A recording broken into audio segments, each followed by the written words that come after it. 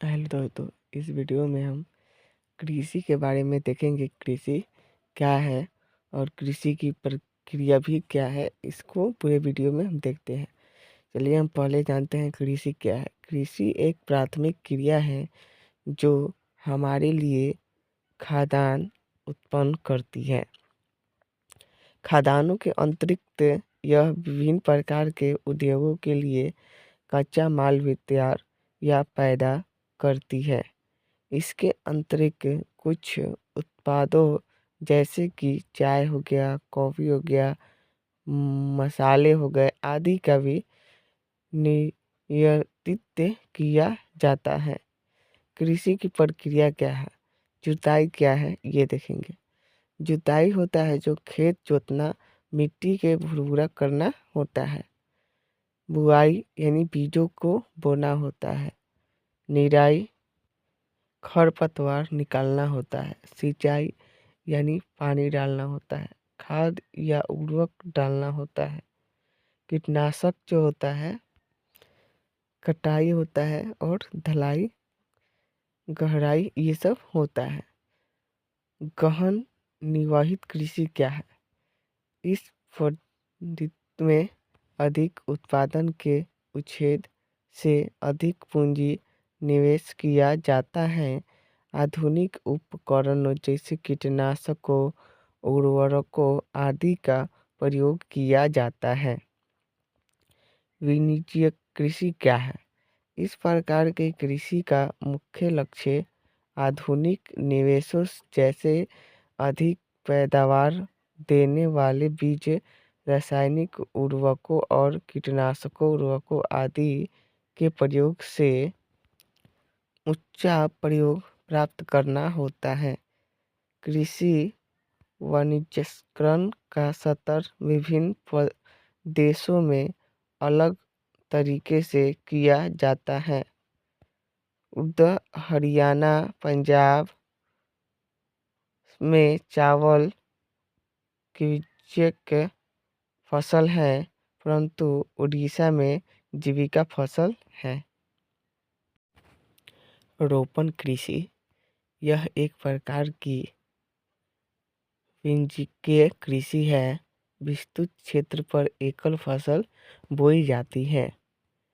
इसमें अत्यधिक पूंजी निवेश और श्रम का प्रयोग किया जाता है। झूम कृषि क्या है? कर्तन दोहन प्रणाली। यह कृषि प्रणाली आदिम कृषि प्रणाली है। इसमें पहले वृक्षों तथा वनस्पतियों को काटकर अलग किया जाता है। उसके बाद वृक्षों व झाड़ियों को जलाकर साफ किया जाता है। जब तक मिट्टी की उर्वरता बनी रहती है तब तक इस पर कृषि की जाती है। उसके बाद भूमि को छोड़ दिया जाता है।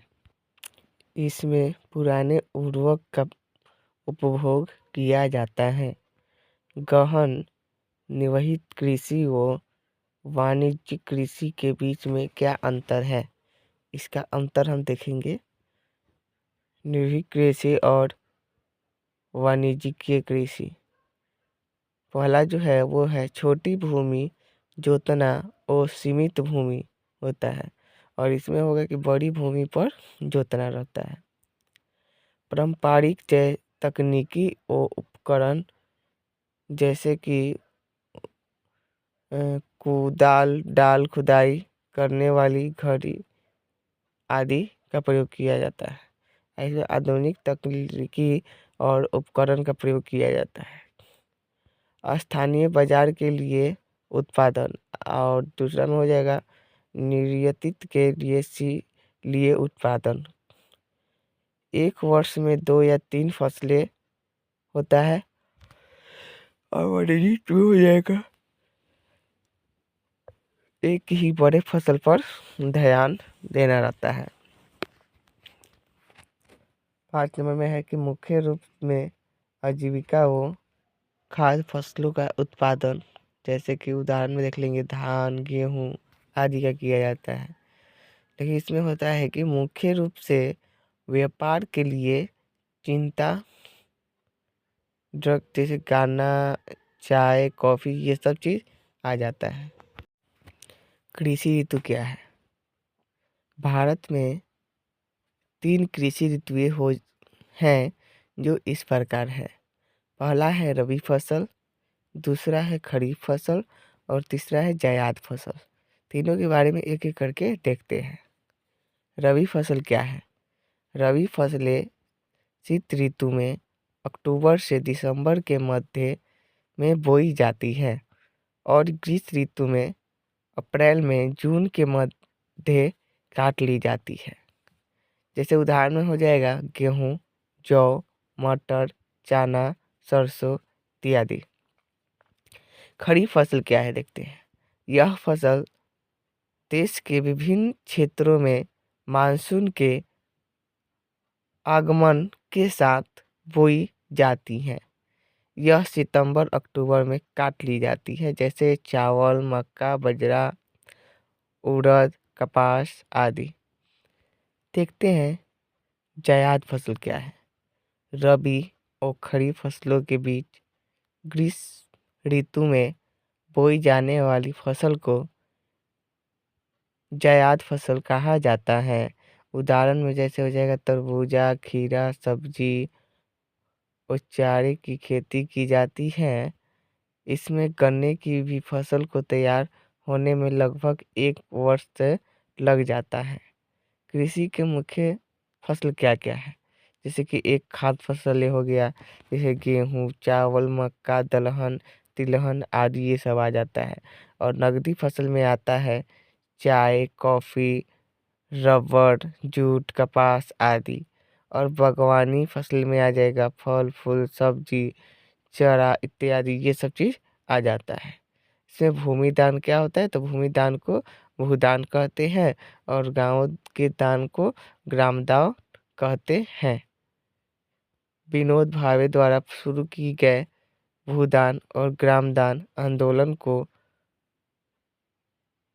टकविन क्रांति का भी नाम दिया गया।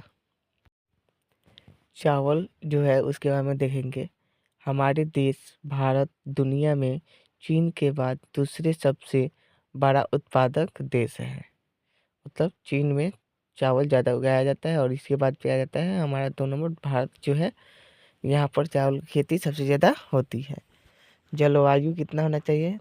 धान एक उष्णकटिबंधीय फसल है। गीले मानसून में अच्छी तरह उगाई जाती है। तापमान रहना चाहिए 25 डिग्री सेल्सियस से ऊपर, ठीक है। और वर्षा 100 सेंटीमीटर से भी ऊपर होना चाहिए चावल की खेती करने के लिए। अब देख लेते हैं गेहूँ जो है। गेहूँ दूसरी सबसे महत्वपूर्ण खाद्य फसल है।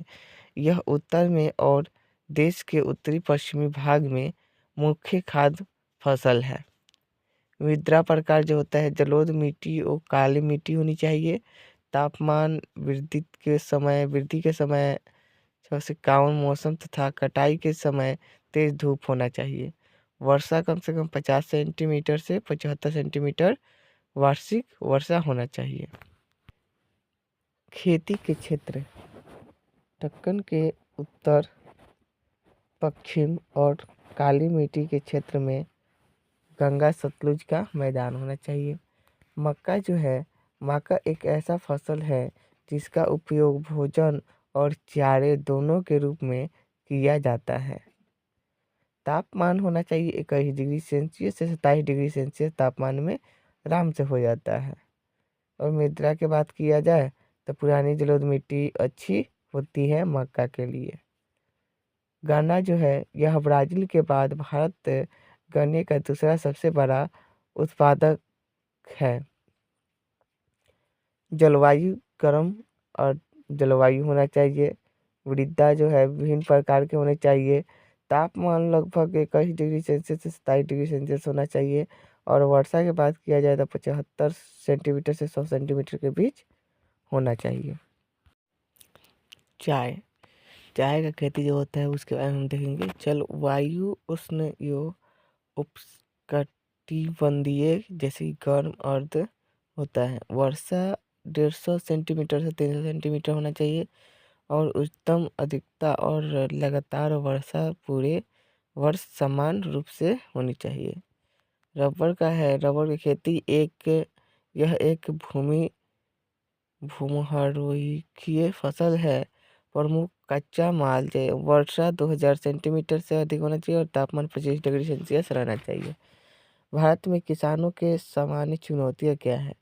मानसून की अनिश्चितता, गरीबी और ऋण का दुष्कर, शहरों की ओर पलायन और सरकारी सुविधाओं तक पहुंचने में कठिनाई और बिचौलिए अंतर्राष्ट्रीय उपयोगिता हो जाती है। भारत में कृषिगत सुधारों के उपाय क्या है? तो अच्छी सिंचाई व्यवस्था, जैविक खाद, आधुनिक कृषि यंत्र रहना चाहिए। किसानों की प्रत्यक्ष सहायता, जैसे बैंक खाते में सहायक रकम सीधे पहुंचना चाहिए। बिजली पानी की सुलभता होना चाहिए। बाजारों की सुगमता होना चाहिए। सरकारी सहायता होना चाहिए। बाढ़, सूखे, चक्रवात, आग, कीट आदि से बचाव के लिए फसल बीमा होनी चाहिए। न्यूनतम समर्थक मूल्य, ग्रामीण बैंक, किसान कार्ड आदि, कृषि विद्यालय, विश्वविद्यालय और अनुसंधान केंद्रों की स्थापना होनी चाहिए। भारत के नक्शा द्वारा पूरा समझाया गया है इस वीडियो में कि कहाँ पर क्या चीज़ का फसल होता है। गेहूँ, जौ, कपास जो है यह पंजाब में किया जाता है। ठीक है, सबसे मतलब ज़्यादा होता है। और गेहूँ हरियाणा में भी होता है। केसर और सेब का बात किया जाए तो जम्मू कश्मीर, लद्दाख ये सब जगह पर होते हैं। सेब जो है हिमालय प्रदेश में होता है। चावल, गेहूँ ये सब जितना है उत्तराखंड में बोया जाता है। जौ, गेहूँ, गन्ना, आलू ये हो गया आपके उत्तर प्रदेश में। चावल, जूट बिहार में बोया जाता है और सिक्किम में जैविक कृषि बोया जाता है। चाय और जूट का खेती आसाम में किया जाता है, असम में। और रबर, चाय, इलायची का खेती नागालैंड में किया जाता है। कपास, गन्ना, चावल की खेती मिजोरम में आ जाएगा। जूट और चाय की खेती पश्चिम बंगाल में करके आ जाएगा। और भी है, तंबाकू हो गया, फल हो गया, मक्का हो गया, आंध्र प्रदेश में बोया जाता है। नारियल हो गया, रबर हो गया, कॉफ़ी हो गया, ये सब तमिलनाडु में आ जाता है। मसाला जैसे काली मिर्च ये सब रबर केरल में आ जाता है। कॉफ़ी हो गया, मक्का हो गया, नारियल हो गया, कर्नाटक में भी बोया जाता है।